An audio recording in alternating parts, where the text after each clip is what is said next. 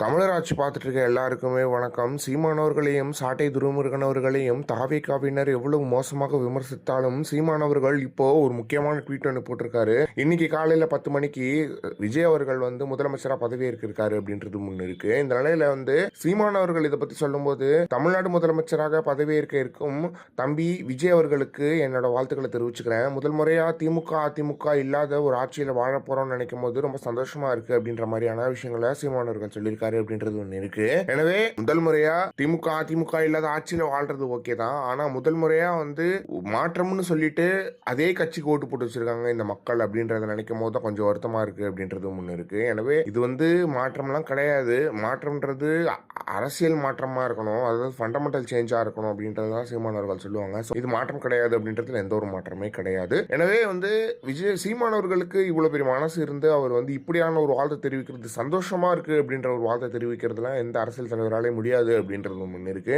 என்னதான் ஸ்டாலின் அவர்கள் மேலேயும் சீமானவர்கள் மேலேயும் 1000 விமர்சனங்கள் 1000 பேருக்கு இருந்தாலுமே கூட இவங்க 2 பேருமே நல்ல அரசியல்வாதிகள், மனித நேயர்கள்னு 2 பேருமே நிரூபிச்சிருக்காங்க அப்படின்றது ரொம்ப ரொம்ப மகிழ்ச்சியான விஷயமா இருக்கு. எனவே சீமானவர்கள் எப்பயுமே அப்படிதான் இருப்பாரு அப்படின்றது நமக்கு தெரியும். இந்த வாட்டி ஸ்டாலின் அவர்களும் அதை நிரூபிச்சிருக்காரு. என்னவே எதிரியா இருந்தாலுமே கூட அவர் பண்ண சில விஷயங்கள் நல்லா இருந்துச்சு. இந்த தேர்தலில் அரசியல் பண்ணாம இருந்தது அப்படின்றது எந்த ஒரு மாற்றமே கிடையாது. எனவே இனிமேதான் ஆட்டம் ஆரம்பிக்க போகுது அப்படின்றது விஜய்க்கும் தாவேகாவினருக்கும் தெரியணும் அப்படின்றதுலயும் எந்த ஒரு மாற்றமே கிடையாது. இது பற்றி என்ன நினைக்கிறீங்க அப்படின்றத மறக்காம கமெண்ட் பாக்ஸ் சொல்லுங்க.